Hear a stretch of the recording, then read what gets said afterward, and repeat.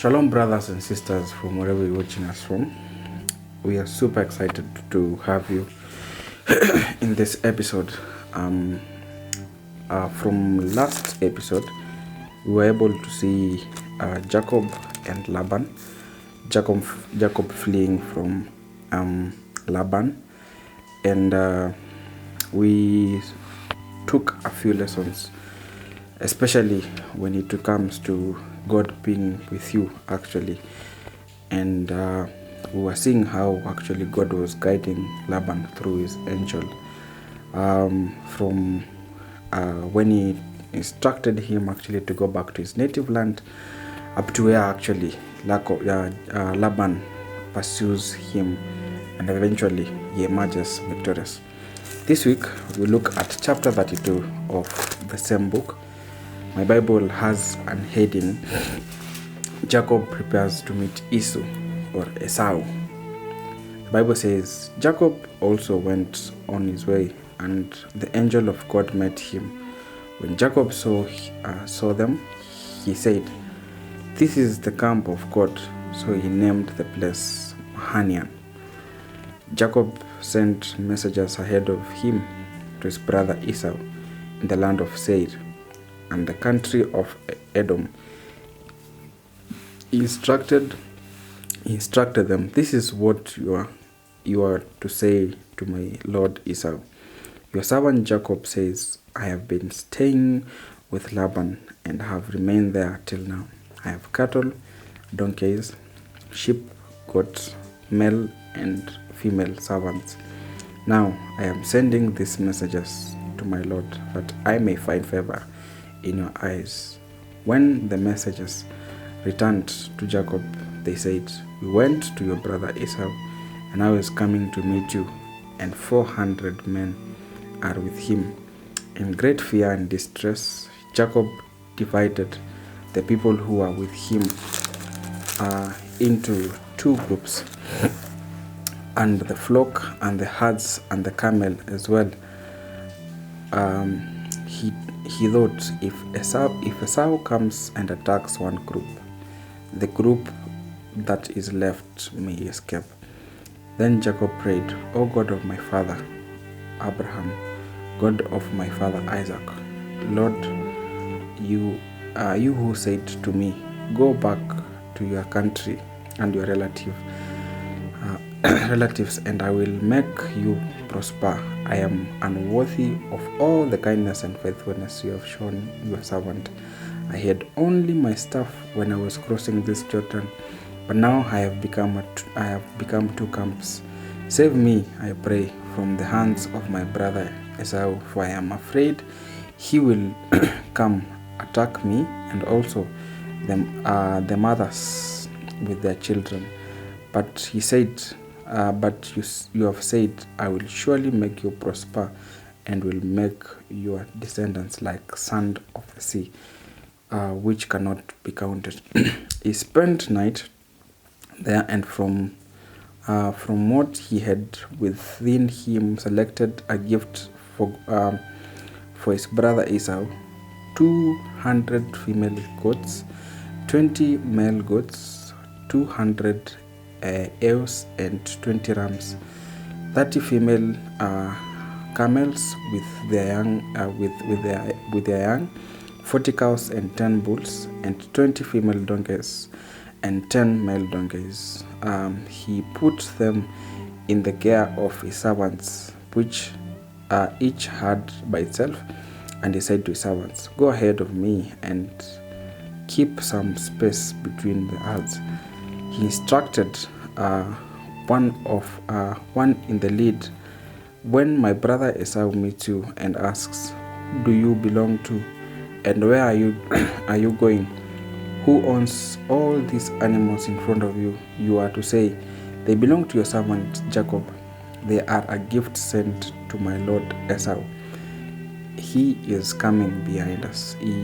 He also instructed the second and the third and all other who followed the herds, "You are to say the same thing to Esau when you meet him, and be sure to say, 'Your servant Jacob is coming behind, for he thought I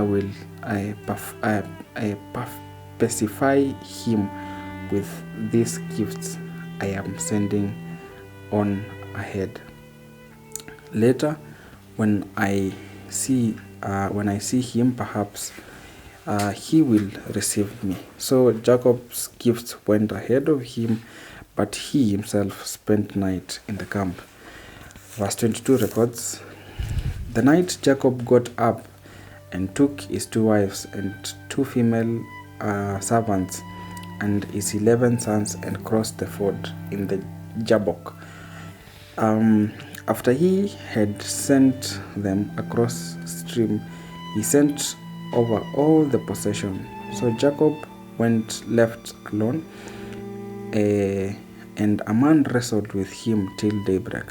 When a man saw that he could not overpower him, he touched the socket of Jacob's hip, so that his hip was roached as he wrestled with a man. Then the man said, let me go, for this is daybreak. But Jacob replied, I will not let you go unless you bless me.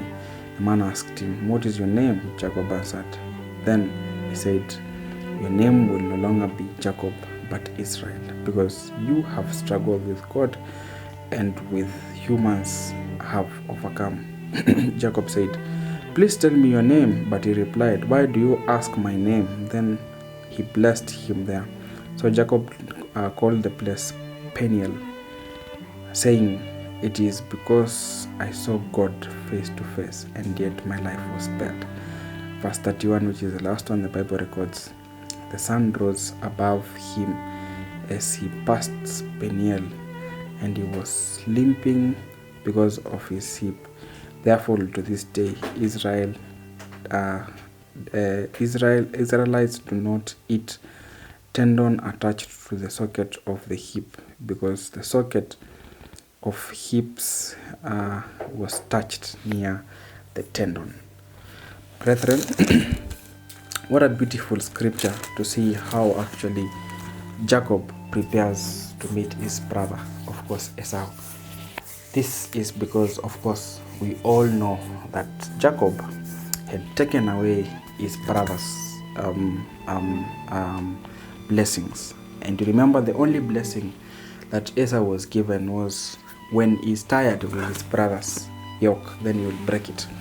And of course, this is the chapter where we expect, of course, to see them meeting and see what happens. And of course, Jacob is preparing to meet him. Actually, they will meet in the next chapter.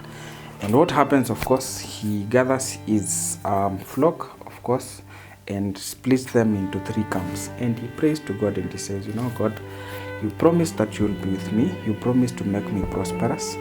You promised that you will protect me, of course. And he tells him that he is not worth of his kindness and faithfulness. He reminds him that when he was passing, actually when he was going to his uncle Laban, he went with nothing, and now he's coming with 2 camps. And at this time also, he decides to split, of course, his cattle and his camps into 3. And of course, what happens, he instructs them, if they meet Esau, they need to tell him that whatever they have is a gift to him, and also the other odds are for his servant Jacob. And after he had sent them, we see actually Jacob in verse 22 wrestling with God. And he wrestles with God until morning or daybreak. And the Bible records that he told him, let me go, for it is daybreak. But Jacob says, I will not let you go unless you bless me. And he asks him, so what is your name? He says his name, and he changes his name and says, your name will no longer be Jacob but Israel, because you have struggled with God and with humans and have overcome. Now, brothers and sisters, just insights around this chapter. One of the things I have noticed with Jacob is he was very, very keen with God's promises. He took them seriously. And if you look at most of his prayers, actually, the first one was a vow that we saw actually in chapter 28. it was a vow that he made to the Lord. And this time round, from verse 9, Jacob prays to God, and he reminds him all that he had promised him. And he reminds him, Mazay,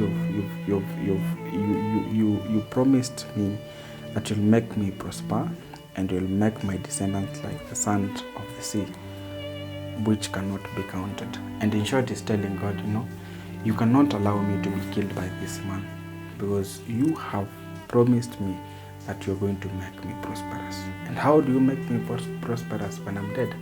How do you make my descendants actually as many as the sand of the sea when I am dead? So in short, Jacob is claiming his blessings to God, and he's saying, please, Lord, keep me from this disaster that he's thinking around his mind that is going to encounter. And see, of course, at this time, so what is God doing in his camp? And of course, God comes just to reaffirm him that, whatever he promised, I will make it. And at this point, God changes his name actually from Jacob to Israel.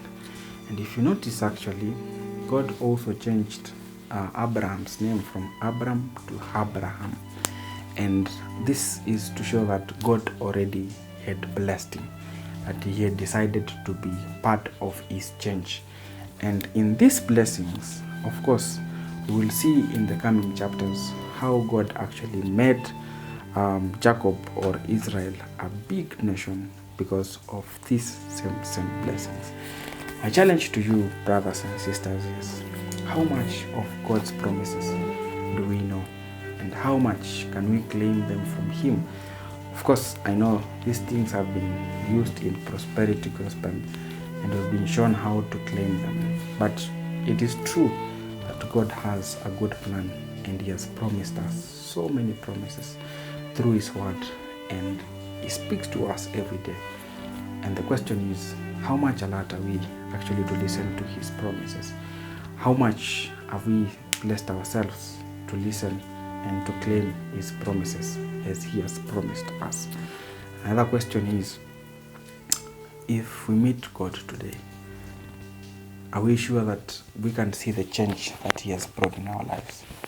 Looking at Jacob actually, and even in his wrestling, actually the Bible records that God told him that your name will be changed from Jacob to Israel.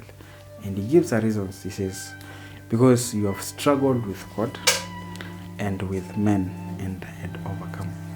And this is a testimony that God is giving about Jacob, that even after struggling with me, you have overcome, and you also overcame after struggling with man.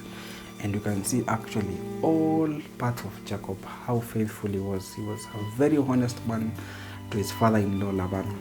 And all that he did, he was even patient enough, even after his father-in-law deceiving him, to wait for another 7 years, work for another wife. And this actually is to show how much he overcame men, and Jacob overcame even God. How he waited on him actually.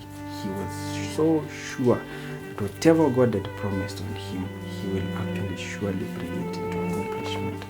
May God give us this heart. May he enable us to be able to be established in his word. That at all times we will stick to his promises. At all times we will always seek to hear what he says about our lives. And whatever he has promised us, let us be sure that he's going to fulfill it in his due time. It is not in vain to serve him. May we wait for him. May we allow him to help us. May we allow him to work with us, because he is good in our lives. May God bless you. May God be with you. Shalom.